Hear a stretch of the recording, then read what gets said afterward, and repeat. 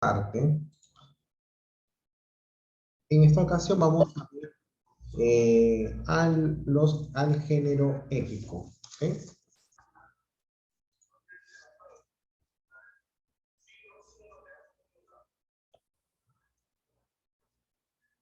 Mm,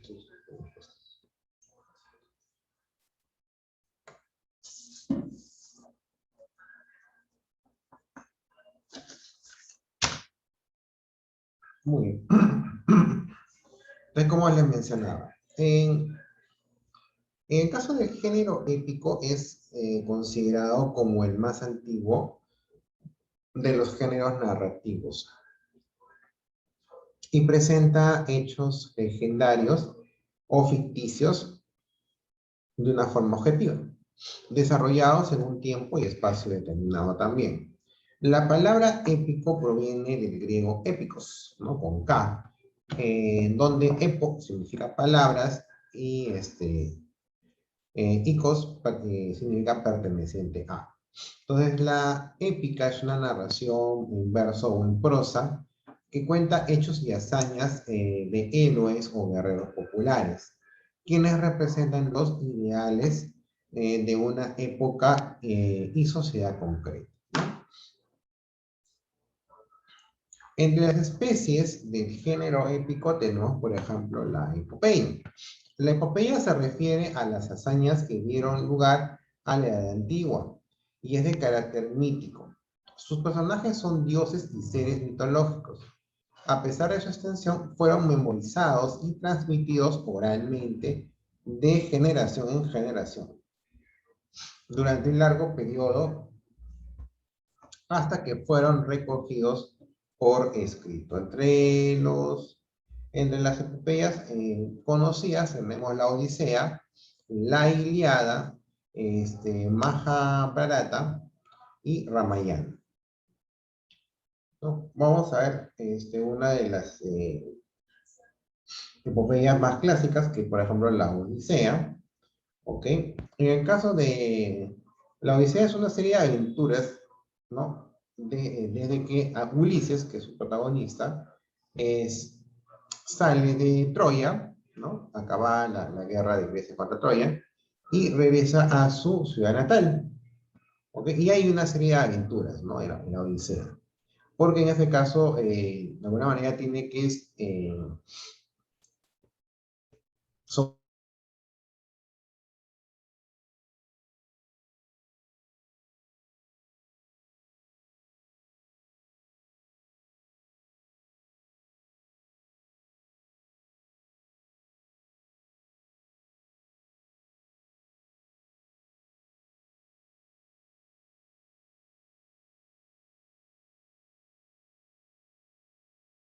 Profesor, no se le escucha.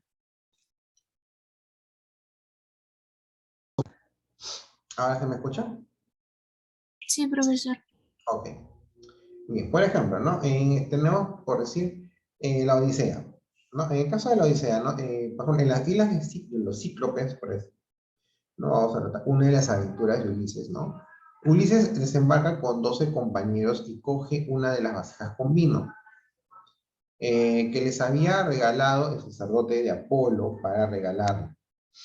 Llegan a la cueva de Polifemo y deciden coger todo lo que había allí, desde queso hasta cabras y ovejas, pero Ulises no está de acuerdo. En ese momento aparece el Cíclope con su rebaño y se dispone a ordeñar sus ovejas y sus cabras. Después de esto se comió a dos de los compañeros de Ulises y este tuvo una idea, emborracharlo. Y así fue, le dio vino y después tuvo una idea, y después de emborracharlo le dijo, preguntaste, Cíclope, ¿cuál era mi nombre glorioso? Y voy a decirte, ese nombre es Nadie. Nadie, mi padre y mi madre me llamaron de siempre, y también mis amigos. El cíclope cayó de espaldas y le venció el sueño. Ulises aprovechó para coger una estaca de olivo, la prendió en llamas y se la clavó en el único ojo que tenía Polifemo. Polifemo gritó y gritó hasta que los demás cíclopes lo escucharon. Ellos le preguntaron cuál era la razón de su llanto, y Polifemo dijo: oh queridos, no es fuerza, nadie me mata de dolor. Más o menos eso es un pequeño extracto. Como les decía, en sí la Odisea es una serie de... narra las aventuras de Ulises para llegar de Troya a su tierra natal, ¿no? Les había comentado. Y son una serie de aventuras. En este caso tiene que él soportar la ira de los dioses que lo llevan a distintos lugares. Y una de esas fue, por ejemplo, la isla de los cíclopes, ¿ok? Que son estas criaturas de un solo ojo. ¿Ya? Entonces, la tripulación entra, pues, ¿no? Ellos están ya, después de haber pasado algunas penurias, muertos de hambre. Por eso que, en este caso, los compañeros de él deciden agarrar, pues, ven todo lo que él, ¿no? Deciden agarrar y comer. Porque estaban, pues, en este caso, necesitados, hambrientos. Y es en donde el cíclope, pues, entra y se niega. Y en este caso los atemoriza y se comiéndose a dos de ellos. En realidad, la idea de él era comerse a todos los hombres, incluido Ulises. Es más, no está en este extracto, pero le dicen, ¿no? O sea, tú serás, si quieres un regalo, el regalo es que tú vas a ser el último al que yo me voy a comer. Y ese comía dos por día, uno por día. Entonces, en eso, Ulises trama cómo poder librarse del ciclo. Entonces, él dice, porque en una de las conversaciones, el Polifemo, ¿no? Le dice: ¿cuál es tu nombre? ¿Cuál es tu nombre? Y él no se lo da. Y es por eso, él, aprovechando esta situación, es donde trama, ¿no? Ok, para poderlo vencer, porque no tenemos que vencerlo a él para poder salir, si no, acá no salimos, y acá nos va a comer a todos. Entonces, ¿no? Le dice, ok, lo emborracha, y tal como dice el extracto, ¿no? Yo me llamo Nadie. ¿Por qué creen que lo llamo? ¿Por qué creen que se llamó Nadie? Para que cuando pase lo que tuvo que pasar, ¿no? En este caso le clavó la estaca con fuego en el ojo, entonces él iba a llamar a sus compinches, a los otros cíclopes. Pero los otros cíclopes no le iban a entender.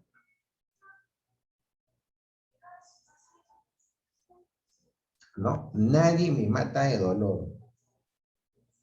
Entonces, uno que entiende, ¿no? Nadie es un adverbio, ¿no? Que significa que la nada. Significa que la ausencia de algo. La ausencia de alguien, mejor dicho, ¿no? Entonces, si tú dices, nadie me mata de dolor, quiere decir que, pues, o sea, nadie te atacó, o sea, no hay un culpable. Entonces no te van a poder ayudar. Y ese tiempo en el cual Polifemo intenta decirle a los otros cíclopes lo que pasa, Ulises lo aprovecha y se escapa. Y sale de la isla de los cíclopes y siguen las aventuras, ¿no?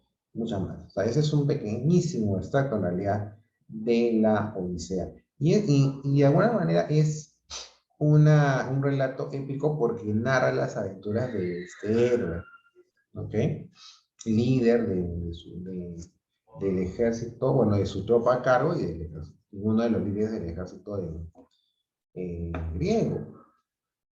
Tal es así que él es el que idea, ¿cómo se llama? La estrategia del caballo de Troya, o sea, ¿no?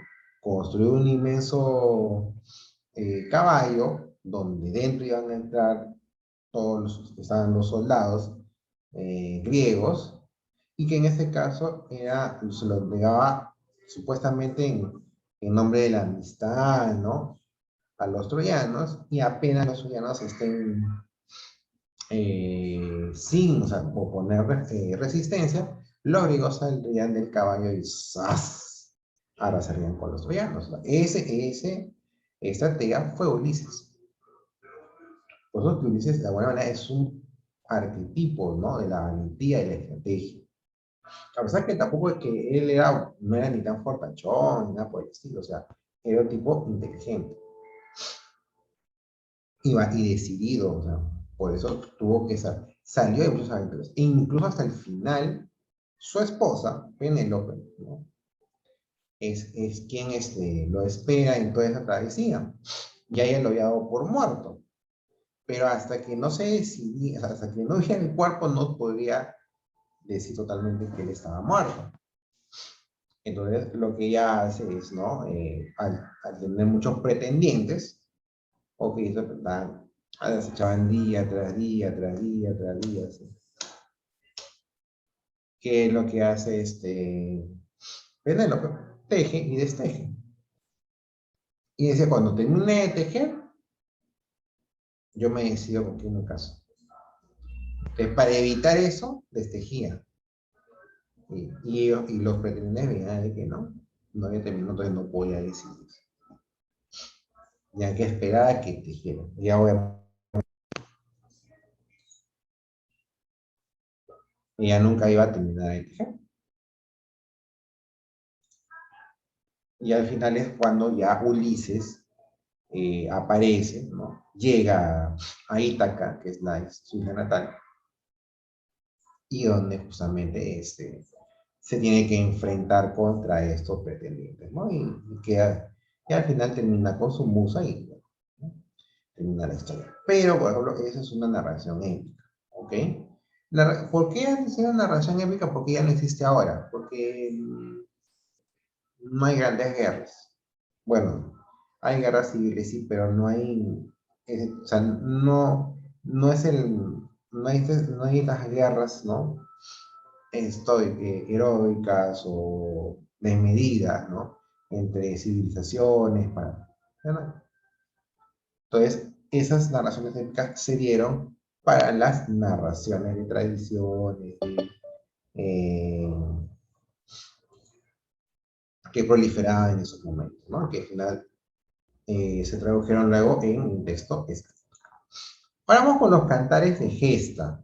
Los cantares de gesta, ¿no? En la época medieval, surgieron numerosos poemas para cantar las hazañas de los héroes o del origen de la formación, deteniéndose en los castillos y en los pueblos para cantar.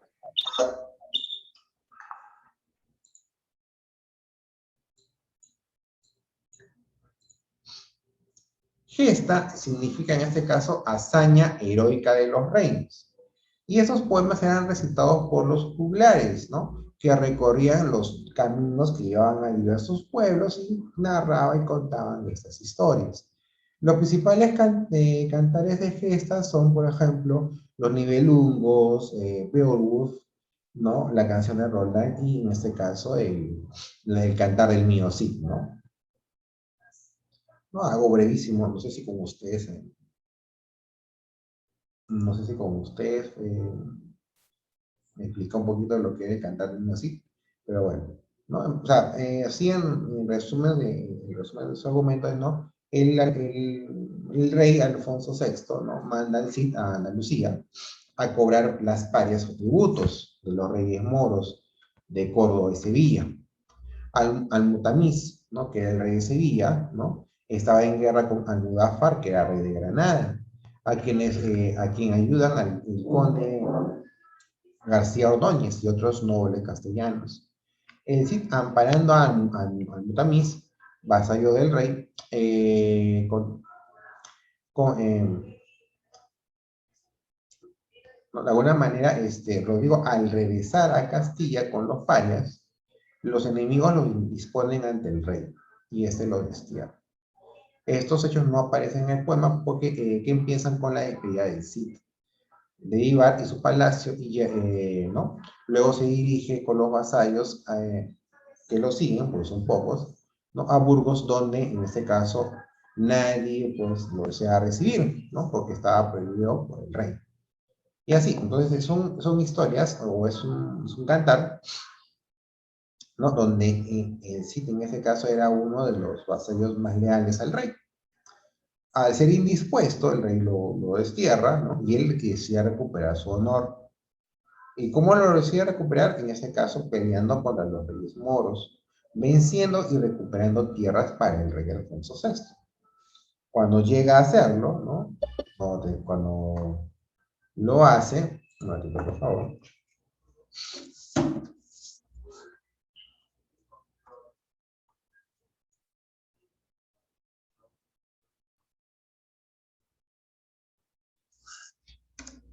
Ya, ahora sí. En este caso, cuando termina sus aventuras, ¿no? Y vuelve nuevamente ante el rey, ¿no? Proclamando pues la unión de diversas tierras que antes eran de los reyes moros, ¿no? Obtiene de alguna manera el perdón. Luego hay otra parte de la historia en donde donde sus hijas, las hijas del Cid, se casan con ciertos hombres, ¿no? Que en este caso luego eran parientes de uno de sus enemigos. Y eso en venganza ¿no? Las ultrajan, ¿no? Entonces, él sí de alguna manera también intenta recuperar el honor de sus hijos, ¿no? Al final son vencidos y las niñas se casan pues con otros hombres, ¿no? De un valor moral más alto. ¿Ok? Entonces, igual, ¿no? O sea, se exalta mucho en estas narraciones el nacionalismo, ¿no? La lealtad hacia autoridades, hacia estas autoridades, ¿ok? ¿No? Porque recuerden que en ese tiempo, en ese caso, España estaba invadida por los árabes. Entonces, ahí en el relato, pues, se podía entender o expresar, ¿no? Leer, en ese caso, deseos de independencia. ¿Okay? Entonces, por eso es que, ¿no? O sea, por eso el Cid, cuando sale, en ese caso, lo que quiere es o sea, la manera de recuperar su honor es simplemente venciendo a los moros, ¿no? Y recuperando tierras para España. ¿Ok? Luego tenemos, en este caso, el poema épico. ¿Qué cosas son los poemas épicos? De alguna manera lo que hacen es reactualizar en los tiempos modernos, ¿no? La épica romana, en un estilo generalmente lleno de reminiscencias y en rima consonante. Floreció durante el Renacimiento, ¿no? Como ejemplo tenemos a la Araucana y la Divina Comedia. ¿Ok? La Divina Comedia en este caso es uno de los poemas épicos que de alguna manera se resaltan en este género. En la primera parte de la Divina Comedia narra el descenso del autor al infierno, acompañado del poeta latino Virgilio, autor de la Eneida, a quien Dante admiraba.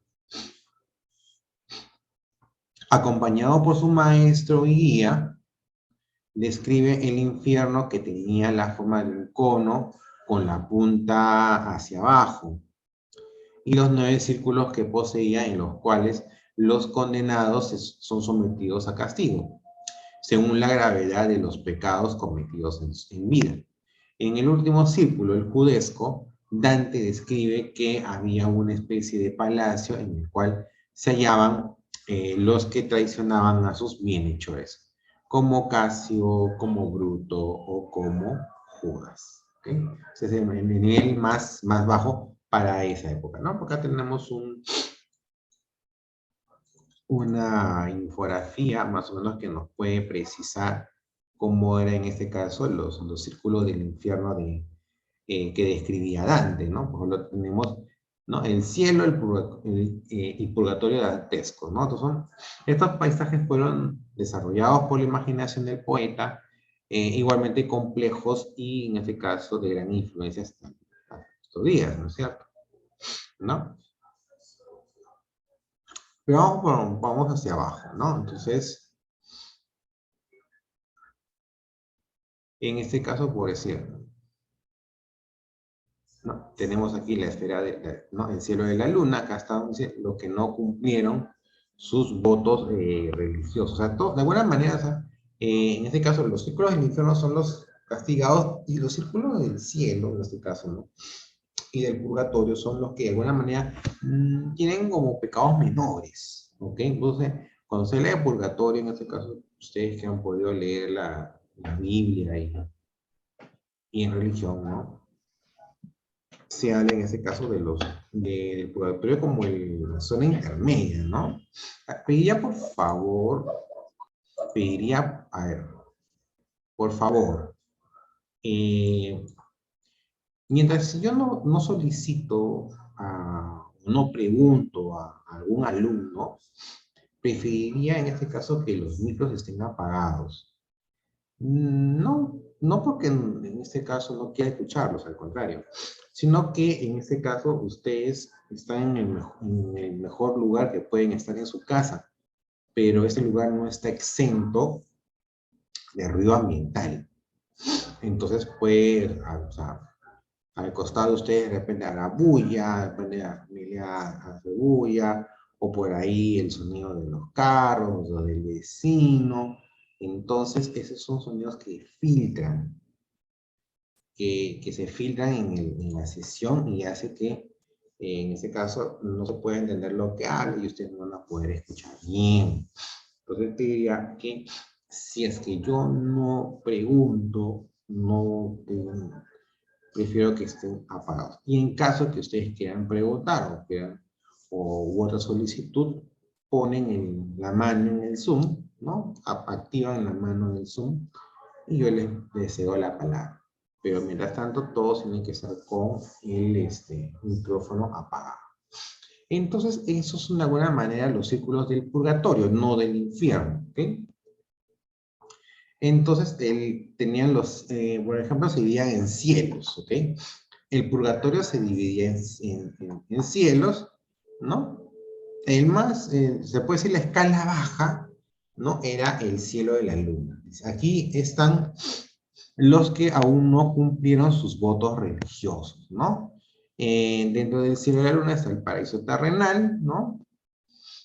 Luego están, en este caso, los que de alguna manera cometieron lujuria, gula, avaricia, pereza, ira, envidia o soberbia, ¿no? En el caso de la puerta, esa es la puerta que es acá, esta puerta, ya, dice, es la entrada al purgatorio. Aquí un ángel guardián coloca a 7, ¿no? En la frente de 7P, en la frente de Dante, que simboliza 7 pecados capitales. ¿Ya? En el centro de la tierra es donde habita Lucifer, dice, ¿no? Se representa de invertido, ¿no? O sea, ser un ángel caído, ¿no? Caído del cielo que se clavó ahí la cabeza. El hemisferio terrestre, ¿no? Europa, Asia y África, que son los continentes conocidos hasta en ese momento. El antipurgatorio, ahí un ángel dice conduce a los condenados en una barca, ¿no? Catón es el que custodia ese lugar. El purgatorio, Dante lo concibe dice, como una gran isla que se eleva y culmina con el paraíso terrenal. A este sitio, dice él, llegan los que vivieron en pecado, pero se arrepintieron antes de morir.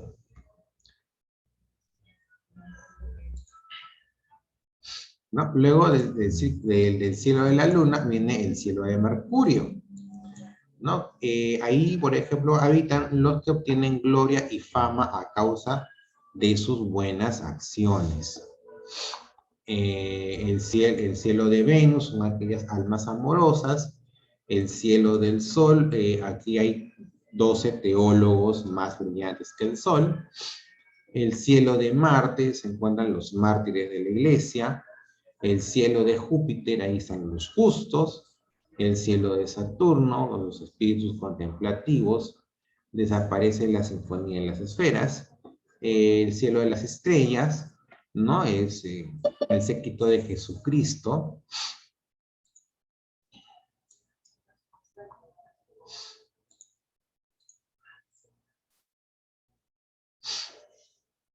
¿No? Ahí está, por ejemplo, Adán, ¿no? En el cielo de las estrellas. En el cielo cristalino, ¿no? Dante observa los coros angélicos y un resplandor divino, ¿no? Para llegar hasta esos cielos, ¿no? Dante de alguna manera es llevado por un águila. En el cielo, en Pireo, está la Virgen María y San Pedro, ¿no? Y finalmente, pues, los tres círculos, ¿no?, de luz cegadora se superponen representando a la Santísima Trinidad, los tres espíritus, ¿no? Padre, Hijo y Espíritu Santo. Todo el universo está regido por los 9 círculos que dan orden y movimiento, ¿no? A esta zona, pues, en este caso, el acceso está permitido a través de esta rosa. Ok, entonces en este caso estos son los géneros, ¿no?, épicos, ok, los cuales ya, como digo, en la actualidad no hay nuevos productos de este género. En realidad, sí, en la actualidad el género épico es reemplazado por la narrativa, la que hemos visto en la clase anterior, ¿no?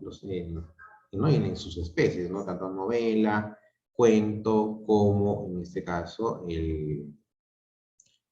la fábula. Y en el caso del género épico, las especies son la epopeya, ¿ya? Que en ese caso se refiere a los cantos, que fueron transmitidos de generación en generación, ¿ok? A pesar que eran grandes, dicen ellos que mantenían la tradición oral. Entre los principales epopeyas tenemos a la Odisea, la Ilíada, ¿no?, entre otros. El Cantar de Gesta, que son poemas de hazañas de héroes ¿no?, de origen de origen real, ¿no? En ese caso, eran poemas recitados por los juglares que visitaban los caminos, visitaban los pueblos, ¿ok? Entre los cantares de gesta más reconocidos están los Nibelungos, Beowulf, la canción de Roldán y el cantar de Niño Cid. Y en el caso del poema épico, ¿no?, intenta más que todo reactualizar en los tiempos modernos la épica romana. Recuerden que después de la etapa medieval surge el Renacimiento, y el Renacimiento no es nada más ni nada menos que, en este caso, la revaloración de, en este caso, los estilos de la literatura greco-latina, ¿okay? Por eso que en este caso es un intento, ¿no?, de volver esas raíces. Entre los poemas épicos más importantes tenemos, por ejemplo, la Divina Comedia, que hasta ahora sigue siendo conocida más que todo por la estructura del autor, ¿no? Cómo él pudo recrear todos estos círculos de infierno, como en este caso los círculos o los cielos, ¿no? ¿No? El purgatorio y los cielos, ¿no? Y el círculo de los cielos. ¿No? O sea, de alguna manera esto uno no se podría detener y pensar que de repente todo esto ha sido creado por la imaginación de un autor. Entonces, de alguna manera, eso es tal vez lo que más resalta en este caso de esta obra, ¿no? Toda la estructura que él pudo desarrollar para poder recrear este poema épico. Ok, entonces eso sería hasta aquí las dos sesiones, tanto la sesión 55 como la sesión 56. Ok, entonces en unos momentos les dejo la obra que corresponde a esta semana, que es la Ilíada. Ya, entonces vamos a leer la Ilíada, les voy a dedicar las páginas. Como les comento nuevamente, no, cuando lo lean tienen que leer en este caso las páginas que voy a mencionar, pero tienen que leerlas varias veces. Con una lectura no te vas a reír, porque es más que todo es comprensión.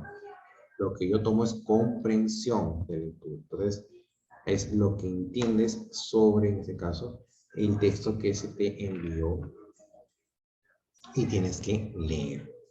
Bien, chicos, eso sería todo por el momento. Nos vemos hasta el día jueves. Estudien y tengan listos sus materiales de trabajo el día jueves.